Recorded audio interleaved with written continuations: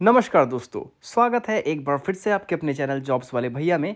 इस वीडियो में बात करेंगे फ्रेंड्स एक बहुत बड़े कन्फ्यूज़न जो आप सभी के माइंड में है, यानी कि ऐसे स्टूडेंट्स जिन्होंने अभी ये चीज़ नहीं किया होगा जो जिसके बारे में हम लोग अभी बात करने वाले हैं, और उनके माइंड में, उनके दिमाग में एक सवाल बहुत ही ज़्यादा बार बार उठ रहा होगा कि क्या ये हमें करना चाहिए, नहीं करना चाहिए।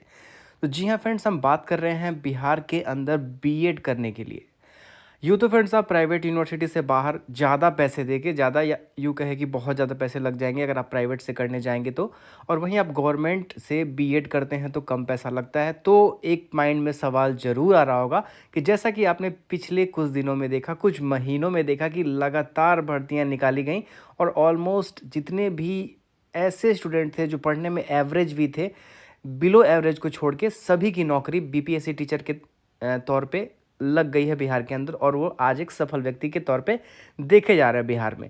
तो अभी आपके मन में भी हो रहा होगा कि काश हम भी कर लिए होते, अब करने से क्या फ़ायदा, शायद अब उतनी सीटें आए ना आए, हमें फ़ायदा मिलेगा नहीं मिलेगा, और यही सोचते सोचते आपकी एज तो निकल जाएगी और आप कुछ भी नहीं कर पाएंगे।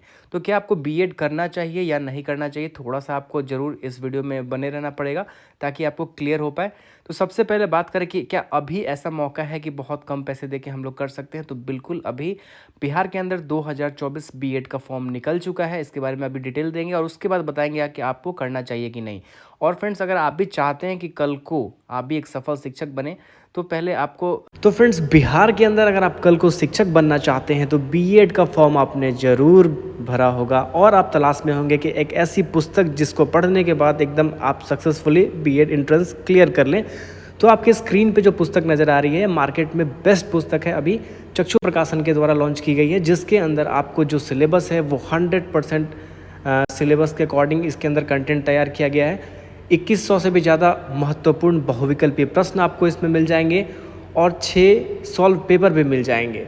ये पुस्तक पढ़ने से आप जरूर सफल होंगे ताकि आप भविष्य में शिक्षक बन पाएँ। और फ्रेंड्स, इसमें केवल गाइड ही अवेलेबल नहीं है, अगर आप चाहते हैं कि यहाँ पे प्रैक्टिस सेट्स भी आप लेके तैयारी करें तो वो भी अवेलेबल है। आपके स्क्रीन पे मैंने दोनों का फ़ोटो दिखा दिया है। अगर आप चाहते हैं कि अभी इसको परचेस करना, तो आप अपने नज़दीकी किसी भी दुकान से जाके ख़रीद सकते हैं, या फिर मैंने लिंक भी डाल रखा है डिस्क्रिप्शन में, वहाँ से भी आप खरीद सकते हैं। जल्दी आप ले लीजिए ताकि आप सक्सेसफुल हों। तो फ्रेंड्स, वीडियो में हम लोग वापस आ चुके हैं और अभी बात कर रहे थे कि बिहार सीईटी बीएड 2024 के अंतर्गत क्या कुछ कहा गया है। पहले उसको मैं आपको बता देता हूँ, फिर बाद में ज़रूर डिटेल में आपको बताएंगे कि करना चाहिए या नहीं करना चाहिए। सबसे पहले तो फ्रेंड्स बात करें कि यहाँ पे जो इसका डेट है वो 3 मई से लेकर 26 मई तक आप लोग इसको आवेदन कर सकते हैं। और इसका जो submission of online application form with late fine, कुछ पैसा अगर आप एक्स्ट्रा दे के यहाँ पे करना चाहते हैं तो 2/6 तक कर सकते हैं, यानी कि 2 जून तक आप लोग इसको लेट फाइन के तौर पे भी फॉर्म भर सकते हैं, 27 मई से लेके 2 मई तक।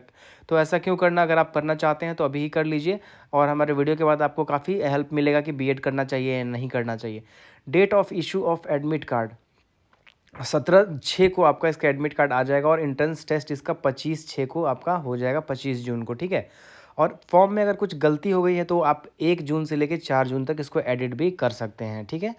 अब है कि क्वालिफिकेशन डिटेल की बात करें तो आपके स्क्रीन पे यहाँ पे कुछ दिख रहा होगा कि क्वालिफिकेशन डिटेल क्या कुछ कहा गया है। तो बताया कि 2 वर्षीय बीएड प्रवेश परीक्षा में वैसे अभ्यर्थी सम्मिलित हो सकते हैं जिन्होंने विज्ञान या सामाजिक विज्ञान या मानविकी या फिर वाणिज्य में स्नातक 10+2+3, यानी कि अगर आपने ग्रेजुएशन कर लिया है या फिर आपने पोस्ट ग्रेजुएशन कर लिया है और 50% अंक या आपके पास कम से कम है, या फिर आपने बी या बीटेक में विज्ञान में गणित में विशेषज्ञता के साथ कम से कम 55% अथवा इससे समतुल्य अंक, कोई अन्य योग्यता है। यानी कि अभी सिंपल सी बात मैं आपको बताता हूँ, यहाँ पे थोड़ा सा कंफ्यूज अगर आप हो गए होंगे तो मत होइए, मैं आपको क्लियर कर देता हूँ कि अगर आप ग्रेजुएट हैं, मतलब है कि इंजीनियरिंग के तौर पे नहीं, नॉर्मल ग्रेजुएट हैं, बीएससी हैं, बीकॉम हैं, बीए हैं, तो आपको कम से कम 50% अंक चाहिए यहाँ पे एडमिशन लेने के लिए, या फिर आप पोस्ट ग्रेजुएट हैं तब भी।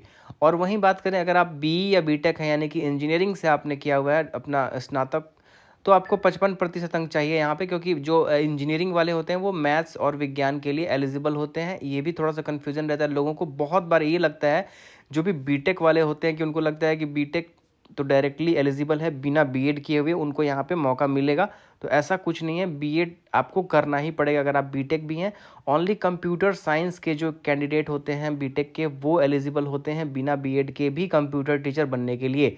और कंप्यूटर साइंस के अलावा जितने भी स्टूडेंट हैं उन सभी को बीएड करना पड़ेगा और वो मैथ और साइंस के लिए एलिजिबल हो जाएंगे। ठीक है, तो ये आपको समझ में आ गया होगा कि अगर आप बीई और बीटेक हैं तो 55% अंक चाहिए, और वहीं आप नॉर्मल ग्रेजुएट हैं या पोस्ट ग्रेजुएट हैं तो 50% की आपको आवश्यकता है फॉर्म भरने के लिए। ठीक है, फॉर्म भरने में ज़्यादा कुछ डिटेल नहीं, आपका नाम, पापा का नाम, माता का नाम, जन्म तिथि, date of birth, email ID, mobile number, ये सब सारी चीज़ें चाहिए। और बिल्कुल सही फॉर्म भरिएगा, गलत भरने पे काफ़ी ज़्यादा परेशानियों का सामना करना पड़ता है, बहुत बार तो आपका एडमिशन भी नहीं हो पाता है इस कारण से। ठीक है, और फॉर्म भरने के बाद फ्रेंड्स आपको पूछा जाएगा कि आपका एग्जामिनेशन इंटरेस्ट आप जो इसका पेपर देने वाले हैं यानी कि एग्जामिनेशन देना चाहते हैं वो किस शहर में देना चाहते हैं। तो कुछ यहाँ पे ऑप्शन दिया हुआ है कि आरा, भागलपुर, छपरा, दरभंगा, गया, हाजीपुर, मधेपुरा, मुंगेर, मुजफ्फरपुर, पटना और पूर्णिया।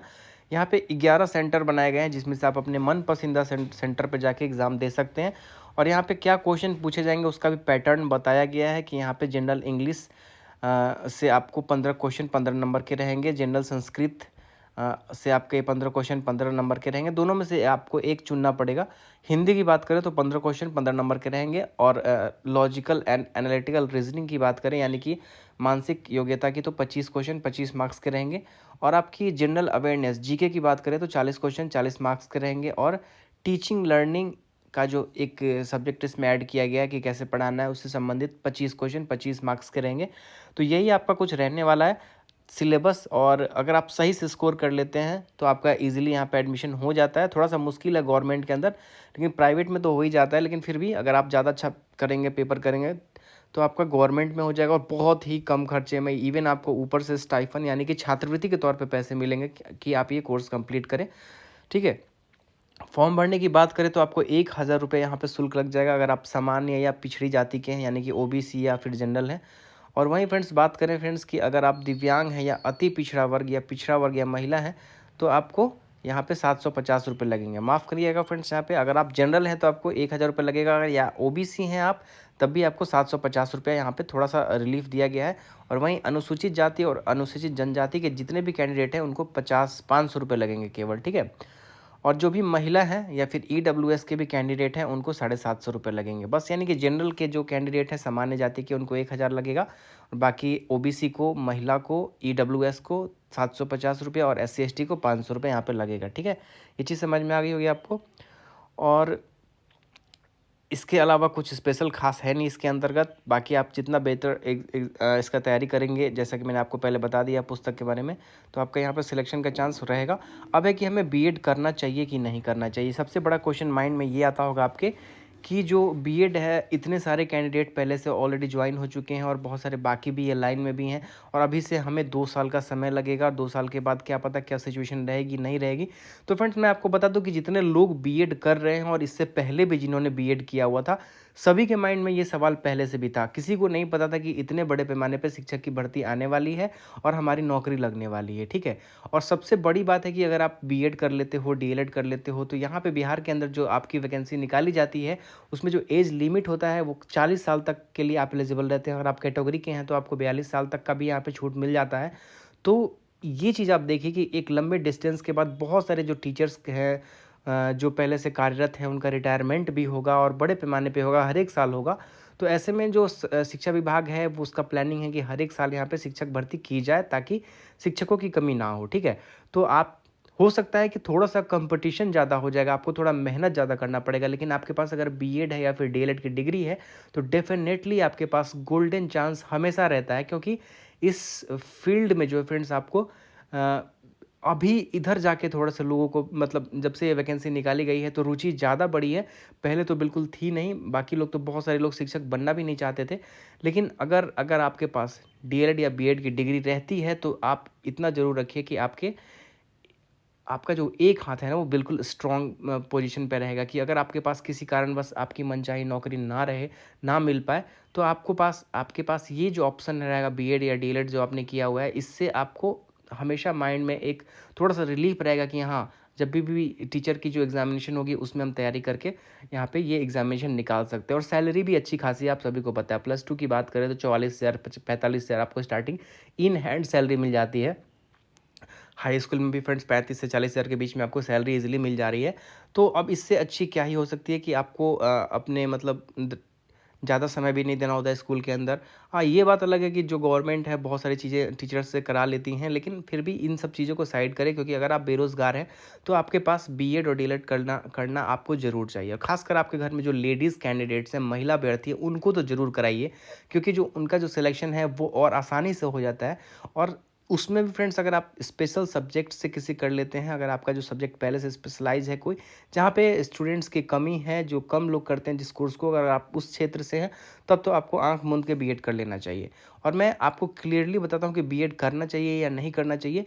अगर आप तैयारी कर रहे हैं और परेशान हैं, अभी तक आपकी नौकरी नहीं हुई है, तो आपको ये कोर्स ज़रूर आँख मूंद के कर लेना चाहिए, क्योंकि आपके पास यही एक ऑप्शन रहेगा बिहार के अंदर गवर्नमेंट जॉब लेने के लिए। क्योंकि अगर आप बहुत दिनों से तैयारी कर रहे हैं और आपका सिलेक्शन नहीं हो पा रहा है, तो आपको ये समझ लेना चाहिए कि हाँ, अभी उधर मुझे मेरे अंदर कुछ प्रॉब्लम है, या फिर मैं उस लायक नहीं बन सकता हूँ, या फिर वो जॉब मेरे लायक नहीं है, कुछ भी समझ लीजिए, बस एक पॉजिटिविटी के तौर पे। और ये कोर्स कर लेंगे आप तो डेफिनेटली आपको आगे को फ़ायदा ज़रूर मिलेगा। तो यही बताना था फ्रेंड्स इस वीडियो में। मिलते हैं नेक्स्ट वीडियो में, तब तक के लिए धन्यवाद।